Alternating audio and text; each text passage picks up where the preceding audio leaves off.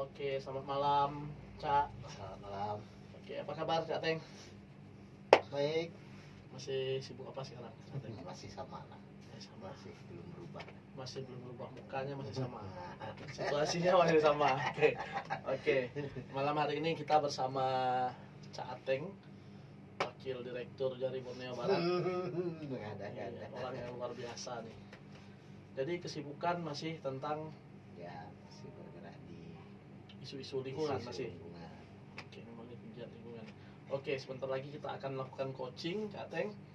Coaching adalah proses memfasilitasi tujuan dengan memperjelasnya, menemukan langkah terbaik dan sumber daya yang diperlukan. Apakah sudah siap, Cak Teng? Siap. Oke, selama sesi coaching ini saya akan mendukung dan mendengarkan Anda serta bertanya. Saya berkomitmen untuk hadir penuh dalam memperhatikan Anda. Apakah berkenan, Cak Teng? Ya. Oke.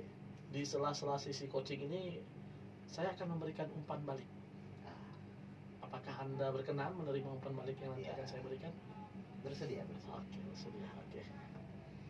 Tujuan dari umpan balik ini adalah agar Anda lebih mudah dan lebih cepat dalam mencapai tujuan yang diinginkan. Apakah Anda berkenan? Ya. Oke. Pastinya. Oke. Saya akan mendengar dan memperhatikan apa yang Anda sampaikan, dan darinya saya akan memberikan umpan balik baik dengan bertanya atau dengan menyampaikan usulan. Oke. Apakah Anda berkenan? Ya. Oke.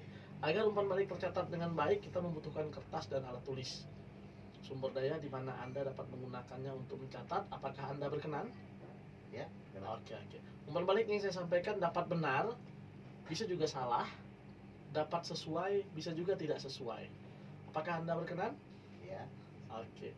Bila Anda menerima umpan balik dari saya, perlu tindak lanjut agar umpan balik ini menjadi lebih bermanfaat. Apakah Anda berkenan?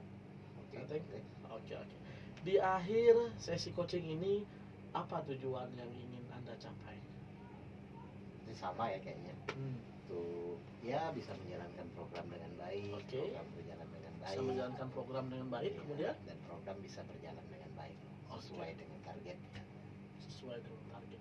Program terkait apa ini? Tahun ini baru hari ini saya dipasrai untuk menjadi staf di program di SDSPU, jadi program pendidikan pembangunan berkelanjutan. Yang berangkatnya adalah dari sawit berkelanjutan. Jadi siswa-siswa yang berada di lingkungan sawit swadaya itu akan diajarkan tentang bagaimana cara membuat berkebun sawit yang berkelanjutan, dan tentunya bagaimana membuat iklim sekolah itu menjadi berkelanjutan. Oke. Tadi tujuan yang ingin dicapai, bagaimana program ini berjalan baik. Saya klarifikasi, berarti program terkait pendidikan pembangunan berkelanjutan. Ya. Itu yang Cak Teng maksud. Ya. Baik menurut Cak Teng itu seperti apa? Baik menurut saya adalah tentunya sesuai dengan target. Sesuai dengan target adalah outcome yang tercapai, apa yang terjadi, kesepakatan antara donor dan kami tercapai, kesepakatan mereka sudah tercapai, dan tentunya sekolah juga bisa mendapatkan manfaat dari program ini. Siswa menjadi paham tentang apa itu pendidikan berkelanjutan, guru-gurunya juga. Dan yang paling penting adalah bagaimana pasca program ini sekolah mampu mempraktekkan tentang pendidikan pembangunan berkelanjutan tanpa ada dampingan dari kami. Wow, luar biasa ya. Ada dampak, ada langkah-langkah yang akan diperlukan nantinya. Apa langkah secara detail yang perlu dilakukan agar program pendidikan pembangunan berkelanjutan ini bisa berjalan dengan baik? Untuk detail kegiatan ini saya belum mendapatkan salinan salinan kerjasama yang kontrak kerjasamanya tentang apa yang harus dilakukan. Tapi yang pasti akan ada tentang melatih siswa. Karena dalam pendidikan pembangunan berkelanjutan itu ada salah satu pendekatannya adalah siswa berperan aktif dalam kegiatan pendidikan di sekolah. Yang pasti akan ada itu melatih siswa untuk lebih aktif, untuk berpikir kreatif, dan guru-gurunya juga harus terlibat. Ya seperti itu. Berarti ada langkah-langkah, nanti akan ada pelatihan untuk siswa, pelatihan untuk guru. Ada lagi? Dan kayaknya akan membangun infrastruktur hijau di sekolah. Infrastruktur hijau, jadi ada pembangunan infrastruktur. Oke, pelatihan siswa, pelatihan guru, ada infrastruktur hijau. Ada lagi hal lain yang akan dilakukan di sekolah? Seperti membangun modul, pembuatan modul juga ada. Oke. Apa sumber daya yang diperlukan? Sumber daya yang dibutuhkan, sumber daya apanya nih? Sumber daya terkait agar program ini berjalan baik gitu ya. Sumber daya apa saja yang diperlukan? Yang pasti SDM-nya ya betul ditingkatkan. SDM kami juga sebagai yang menjalankan staf ini butuh ditingkatkan karena pendidikan pembangunan berkelanjutan bagi saya masih baru, karena saya bersentuhan dengan ini baru 1 tahun belakangan dan saya tidak intens di program itu, jadi itu saya butuh mengejar banyak di situ. Terus yang pasti kedua, kapasitas guru untuk menjalankan pendidikan pembangunan berkelanjutan dalam sekolahnya itu butuh kapasitas yang lebih. Nah, merubah kesadaran itu yang menurut saya penting nanti yang perlu ditekan. Oke, jadi akan ada pelatihan guru, peningkatan kapasitas SDM di lembaganya Ca'ateng juga perlu meningkat berarti ya gitu ya. Sumber daya lainnya di guru juga, di guru di sekolah yang akan didampingi. Dan siswa juga ya pasti. Tapi kan kalau untuk siswa nanti PR beratnya adalah di guru. Walaupun kami juga membantu sedikit demi sedikit untuk mengarah ke sana. Oke, luar biasa ini. Semangatnya dalam membangun perubahan ini luar biasa nih. Ya. Nah kebetulan tapi ini tidak dalam program yang sama ya. Suar juga kemarin membangun program namanya Leading the Change. Oke. Pemimpin perubahan. Jadi ya harapannya kita bisa membuat perubahan itulah. Oke. Program ini berlangsung berapa lama nih? Kontrak kami 2 tahun dan ini sudah tahun yang kedua, berarti tinggal tahun ini sampai Desember nanti. Oke. Yang sudah berjalan ini sejauh mana? Kalau Ca'ateng lihat kesuksesan yang sudah berjalan? Sejauh ini kesuksesan yang paling berarti adalah seenggaknya minimal guru-guru di 2 sekolah sudah mulai membicarakan tentang pendidikan pembangunan berkelanjutan. Mereka sudah mulai care lah terhadap itu, sudah mulai peduli, sudah mulai mau membersihkan lingkungan sekolahnya. Terus yang kedua adalah